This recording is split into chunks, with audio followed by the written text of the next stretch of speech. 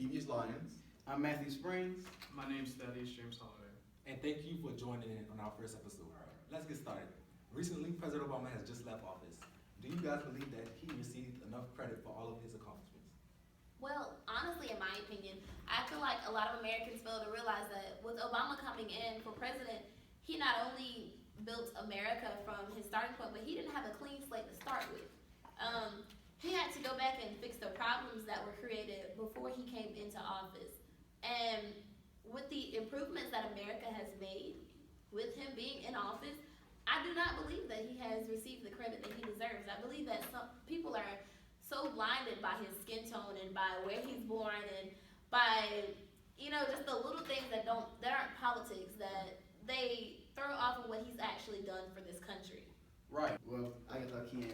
I'm picking on what Nia said. I mean, when you're cleaning up someone else's mess, to them, other people will never be satisfied about what it should be. And we're in a recession built by years of just war and different things, spending money, taxes, whatnot, especially from the George Bush administration. So he had to pick up a heavy weight on America's shoulders.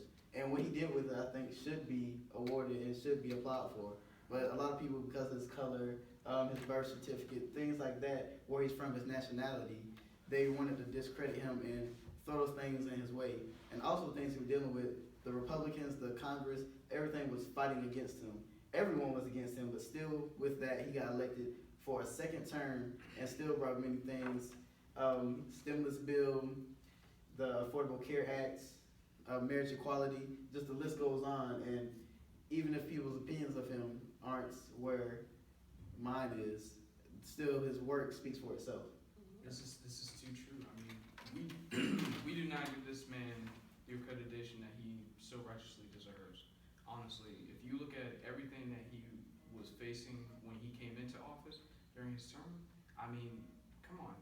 Like you said, we were facing a financial recession, and we were literally still stuck in the middle of a war where it was really not going anywhere. And all the accomplishments that he has achieved during his terms, I mean, even though they are kind of controversial to some people, if you look, but honestly, I'm not getting the accreditation that he deserves. When he started his term, he was faced with some of the most difficult hardships that any president would have to face if they were coming into this. We had a financial recession that nobody was sure if we were coming back from. We were in the middle of a war, and there was just conflict going throughout the whole nation. Now, he was able to turn that all around despite Congress not being as supportive as they could have been. And as Nia said, I believe it was because they were blinded by his race and his background, where they come from. But this man, despite all of his hardships, he was able to come through all of that and, establish a more, better America. I agree. I mean, on inauguration day, the Republicans all got together and they said that they were going to do everything in their power to stop President Obama from being successful. And I truly have a great amount of respect for him because he was able to accomplish so much with so much level of just obstruction against him, and I really have a lot of respect for him for that. Okay, I mean, we can't just all just sit here and say President Obama is the best president No, we in the never history said of the that. country. Because that would be bias, pure bias, especially on my part. But what I will say is that he is the most influential president within his time. Yes, sir. Because if you look at just some of the highlights of what he did while he was in office, he passed the American Recovery and Reinvestment Act, which immediately turned around the economy. He also, won an increase on taxes on some of the wealthiest people in the country, which evened out taxes in the way things were ran. We also seen where, he did the bailout of General Motors, which saved America as being the leading company in automotive. So, I mean, these are just a few things that he's done. And he seems not to get credit for it. Right. He seems to still be down as to being the worst president. Well, I'm here to say, no, he's not. I think that he's the best. I mean, that's just my personal opinion. And I think as time goes on and we look back in history, we'll be able to see like how big those accomplishments actually were, like marriage equality, him fighting for higher minimum wage, and things like that. Right. Also, like one point that Trakevius said, he's the best. I think he's the most influential president for our time period. Each president comes in for a certain time period, but I feel like with the things that have happened over America over the last 8 years, Obama was exactly who we needed in office to handle it. Right, So, right. America has definitely been in tosses and turns, and so for someone to handle that without it being, this is what you're gonna have to do, I think he handled those situations very well. And well, last key point, I think Obama really shows that you're gonna miss him when he's gone. I mean, immediately people start protesting Donald Trump, fighting for the Affordable Care Act, and all those things that Obama built that they were once against, they're now still trying to fight to keep. So I think that he was beyond his time, and that he'll be someone that we really miss. And then you gotta look at his other half too. I mean, when you talking about a president, you can't just think about one man by himself. You gotta also think about the other half that's with him. Michelle did an awesome job as first lady. Okay, let's give her a little round of applause. See, Michelle, you did a wonderful job. But let's look at the whole picture here. If we look at our new first lady, she barely can speak English. And I'm sorry to say it, but it's just true. So, Obama did a wonderful job. Moving on from President Obama, Joe Biden, and Michelle Obama with the impact they had on this world, how about we talk about January 21st, 2017, when men, women, children, and all sorts of people gathered around the world to march for women's rights, health rights, and other rights across America. What impact do you think that the Women's March had on society today? I believe the march did what Hillary Clinton couldn't do. It energized the Democratic Party, and it got people from all around the world came together to say, hey, we stand for something, and we're not going to let you threaten what we fought so hard to get and how far we came along. I feel like people thought that it was going to be a physical threat or that it was going to be, something physical, but it's more of a mental thing. It served a mental purpose. And I feel that it really spoke against Trump. It spoke up to Trump, and it spoke up to his level. It also, not only did it speak to Trump, but it spoke to the world, saying that it's not okay to do actions and to say what we seen Mr. Trump say during his election. So, I feel like it spoke volumes during the time, and as of now, still, it speaks volumes. Most definitely.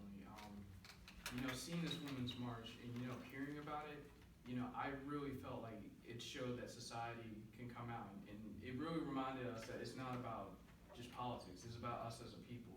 And, in the Constitution, it's we the people, establish this union to be more just. It's about the people in America and the power that we give onto y'all. So, as in this transition and change, for a new presidency, I really felt like the people really came out and spoke against certain stuff that President Trump has done in the past, as well as his administration, and just allowed them to, kind of unite, Right. and, have like a sense of voice, and also say, hey, we're not gonna stand for this, and, they definitely took note of that. Well, I think this movement is perfect for its time because, one, women in history have always kind of been overshadowed by men, and just the things they've done to better our world and better our society have always been pushed back. And you can see that from now to movies like Hidden Figures and whatnot, but you can see that in history as well through multiple things. And me personally, I think it being led by women, the Women's March, it'll have a more of a stronger effect. Because we always stand by women, either our mothers, our sisters, our significant others, whoever it may be, and we're really about to see the strength of women's intuition. At the end of the day, it's women that make the world go round. It's them who birth our children, them who raise our children, them who help feed us, just help us grow. And if they want to stop the kind of growth that President Donald Trump wants to lead, then I feel that they have the power to stop it and push it in the direction that they want. So, let's not talk about the influence they have, because they have a great influence than I always have, but the influence that they are going to have is going to be it's going to be very great. It's going to be stupendous, really. Right. I believe if we stay unified and we can't just show up in March. We gotta get out, get people registered to vote. Gotta show up in 2018, 2020, because that's what's gonna make the real difference. And I really like what you said earlier with your point when you said the Women's March did what Hillary couldn't. With women really leading this, I feel like it speaks so much on our part. For so long, people have always seen women as, stand by your side. But when women are being disrespected daily and, you know, brought down to levels that aren't of what they should be, I believe that coming together, not only women, but men too, you know, marching and saying, we know what our rights are and we stand for them and we're not gonna let you take them from you just because I'm not made the same way that you are. So I love the idea of a women's march and the impact, you know, so far many women have started foundations and programs, and this has, I don't think this is a one-time thing. I believe that it's kickstarted a movement, which is really important considering who our president is currently. You know? And I think it's starting to sink in for a lot of Americans that this man, he's a threat to what America stand for, and we have to stand against him. But it's important for, you know, us males, us men, us young men, to stand beside our sisters, our mothers, our wives, our kids, our cousins, all the ladies who continue to be the ladies in our lives, because we can't just sit here and accept the disrespect amongst our women, because it's just not right. And then it's also, you know, what example are we setting for the next generation? Yes. Now, us as collegiate students, I mean, honestly, we're gonna get to that point where we're thinking about having families ourselves.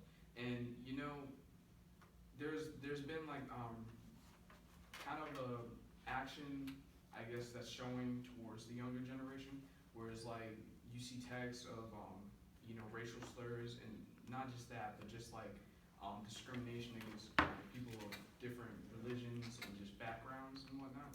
And they're saying that, hey, well, President Trump, he's in office now. Hey, we're gonna bring this old way of thinking back. No, but that's not what we need in this society. And you know, I feel like the Women's March really showed that, hey, we're not speaking out just against stuff related to the women, but also beliefs and whatnot. I think that we all can agree that education is very much important in this great country. That's what, you know, differentiate us from many different countries throughout the world. But as we sit here, I can agree that we all, you know, go to the illustrious Claflin University, and it's not cheap to go to these universities. But the person that's over all this is nominated by, is usually nominated by the president. This time we have Betsy DeVos, who has been nominated by Mr. Trump. How do you guys feel about this? Well, nominated and freshly appointed, personally me, I'm not very happy. I mean, me being a political science major, and the point first that the first thing they teach you in political science is that power is earned. Even by taking power, you don't have true power, because if you don't earn it, the people will not listen, you will not have control over it. A will not have control over B, and she has not earned her position. She's never been in public schools, never worked in public schools, knows nothing about public schools, and or financial aid. She has no idea how the fiscal or FAFSA works. And then she, out of, excuse me for not having a better word, out of pure ignorance of the topic of public schools, wants nothing but private schools within America. And really that's not even how majority of us go to school, how we've been to school.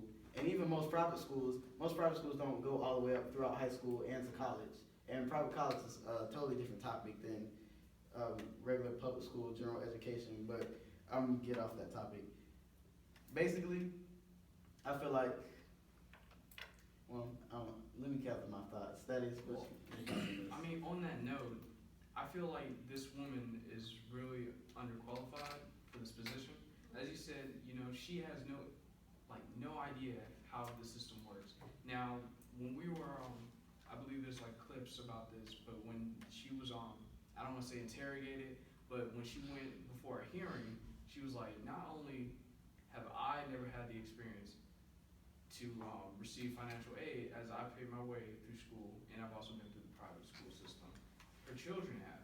Now, that's something that we all cannot relate to. You know, we all come from different backgrounds, and I believe us, you know, as African American students, you know, I mean, we're not all that blessed to, you know, just rely on our parents' money. You know, we have to rely on loans from the government at times.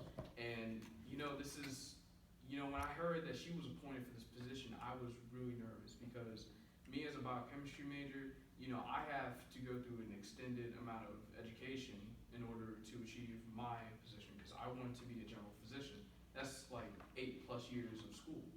So, I mean, that's going to be stacking debt. And what happens if she implements like different stuff into that system that just messes it up. So the system that we have now, what happens if I have to pay more? You know, I don't want to have to like stress my parents out to try to pay for that, or I don't want to be in my 80s still paying debt where, you know, because I mean, am I right to be concerned? Yeah, you are. I feel like I am. When I was looking up on this topic, one thing I noticed is that she plans to implement the new law fixing the No Child Left Behind. But I don't understand how you can implement such a law when trying to privatize schools or get rid of charter schools. I believe that, you know, through my experience in a public school, I've noticed that different people learn different ways. So although a public school may have been the best fit for me, there may be other students who learn best in a private school or learn better in charter schools. So I feel as though since every child has different needs, each school can cater to that certain need. And in order to cultivate that child's mind, you need to send your child to a school that is made for your child. You know, and I feel like with her trying to get rid of these different types of schools, that is shutting down the future of America, the future leaders, the people who will soon be over, you know, what's going into her mouth, over her taxes, who will soon be running our country. That's right. And one of Donald Trump's campaign promises was that he was going to drain the swamp, but it seems like he's just filling up his cabinet positions with billionaires and millionaires. And I don't see how a billionaire can see or feel what we're going through as average Americans struggling to pay for college. I mean, we have to take out loans, we depend on financial aid, and and jobs, and she has no clue of what we're going through, but yet she's going to be over trying to help us. Yeah. That just doesn't make any sense. And I want to key in on that. Mostly what I think Donald Trump is doing with his cabinet, with the people he's bringing in with him on his being president, most of it is just people giving him money, people who are going to follow his lead and do what he wants, and that strong people within their area to do their job for the country. I mean, personally, with Betsy DeVos, I only see a few grim things that can happen. One, they're going to take away the federal money given to schools. Now, Platinum University is a private institution, so we may be one of those that stay afloat. But that will be the end for a lot of people's school, and for most HBCUs that are public schools and don't receive that much federal funding at all in the first place. Secondly, of course, the rate to go to school will go high, will raise, and then more people will not be able to get into college, universities, separate things like that. And then all in all, it's just gonna destroy the public schools and education as it goes. They're gonna take the money out of education, put it in war, put it in high-priced medicine, put it in things that only drain the country, but only fill the pockets of the wealthy. And nowadays, the minority is the majority, so I don't even know why we're called a minority anymore. I honestly feel that we're shining a light on college and we're shining a light on student loans and stuff, but we're not looking at the bigger picture. We're not looking at even the high school students. I personally went to a private school that was in the middle of poverty. It's in a small town, okay? And the thing about it is, when I went to school, I seen some of my classmates who only ate when they came to school. I seen some of my classmates who took food home from school just to feed their little siblings, their brothers and sisters. Get through the weekend. That just to get through the weekend, okay? So the thing about it is, when she's talking about closing public schools, I take that quite offensive because the thing about it is, everybody is not born rich like she was. And another thing that we're not looking at is that she has conflict in interest, okay? If we looked at the fact that some of the companies that her family owns, the actuality is it's very much involved right into the school system. They have a lot to do with loans, loan companies. Their family own a lot of loan companies. Their family own a lot of book companies that sell books, and also their family owns, you know, a lot of online education systems, a lot of online schooling systems. So I'm pretty sure if she does get office, we're gonna see a lot of promotion for online education and things of that sort. And I mean, that's just not the same as getting an experience in a high school, in a middle school, in an elementary school. You know, interaction between people that come from different backgrounds. You don't get that in a normal private school. You get uniformity in private school. You don't get, you know, the differences, and you don't get that different experience that you need to go out in the world and be effective and be a good community member. That's all I'm saying. So last topic, you heard me talk about how I feel the money in education and other things that are, I feel, more beneficial to the country are going to be pulled out and put in things like war or medicine. Well, going on that topic, Republicans are still planning to repeal Obamacare, actually known as the Affordable Care Act. So why should millions of Americans be worried, in your opinion? I think millions of Americans should be worried because if they repeal Obamacare, over 20 million people will lose health care overnight. And you would see prescription drugs increase for elderly people. Insurance companies will be able to deny people because of pre-existing conditions and other stuff that they can't control. Okay, y'all, let's be real here. I mean, I hear all this affordable healthcare stuff. Yeah. Man, let's call it what it is. Okay, President Obama, you know, he even calls it Obamacare. All right, and the thing about it is, Obamacare really weighs a lot of things out. And I mean, it makes a lot of people sweat, just the thought of people actually taking away Obamacare, because it actually keeps the price of insurance for people who work in this country at an all-time low. Because the thing about it is, these insurance companies are getting millions upon millions of dollars from the government to cover people who don't work. So when you take away this, that makes, they say it's actually people who, analysts of this type of situation, who are already claiming to say if they take away Obamacare, the cost of insurance for people who work is gonna actually nearly double immediately. So the thing about it is, people are not gonna afford to have insurance, and are not gonna be able to go to the dentist, are not gonna be able to go to the doctor. And I mean, think about how much this is gonna impact our community. Yeah. So we gotta look at the bigger picture, and not just look at the fact that, oh, it's Obamacare and people are actually getting free healthcare. No, it's balancing out things. And let's just keep that honest. Well, I want to take time to disagree with you.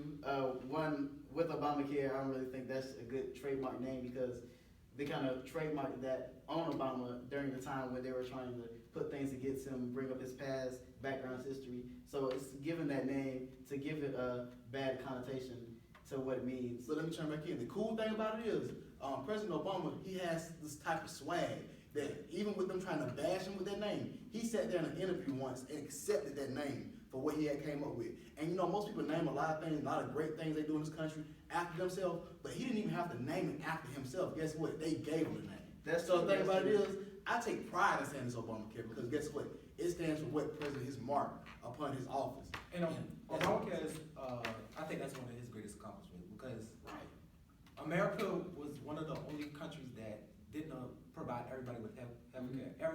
Every other major country provides Does it, health care yeah. for their citizens. So I think that's going to be one of the things that he's known for in history. Well, yeah, every president should be known for something, but there's this one thing that's gonna kind of mess it up. People don't understand. A lot of people don't understand that Obamacare is the Affordable Care Act, and what the Republicans want to do, because if you, according to the Huffington Post, they don't really have plans to take it away. They want to repeal it. They want to pick pieces and change certain things, and specifically in criteria, they want to change what the companies pay for, who's over it, what they control, what is paid for federally, and what is not.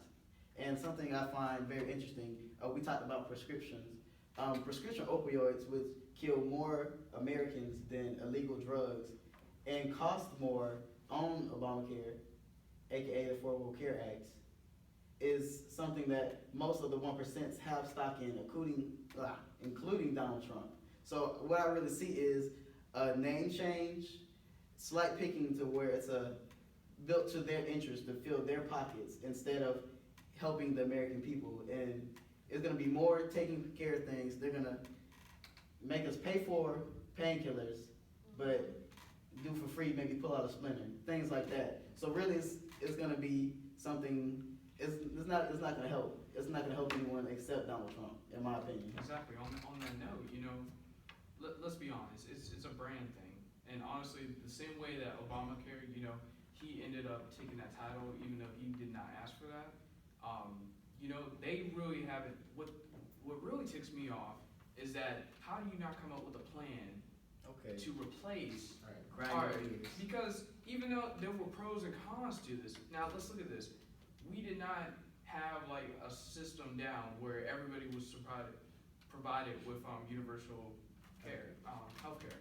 And the thing with that is, even though other nations were, we were taking that step. Now, the only issue in that process was the money. Now, instead of nitpicking Obamacare, aka the Affordable Care Act, pardon me, y'all. They should have just went back and they said it's fine if they go back And fix what's wrong with it. That way, not only is everybody provided for, but we can also take the bad parts of it and then improve on that. That way, it's still in the system, everybody's provided for, and everyone's taken care of. And on the final note, just to end this, Obama, the way the Affordable Care Act is built, it's built to withstand, it's built to last. So in reality, it's gonna take Donald Trump and the Congress, it's gonna take them years really to totally change it. So I just wanna challenge the American people to really pay attention to the things they're saying, to the things they're doing, and how they want to change it and rearrange it, because this is gonna be a long process. This is a lot of time for you to key in, to protest, to set it how you want it to be set. Because at the end of the day, this is your country, this is your democracy, and your vote makes the world go round. So everyone, please pay attention to what's going on, because healthcare is very important. All right, that's all we have for today. I want to thank you and my co-host for joining me. No problem. Join us next week, and we're out That way.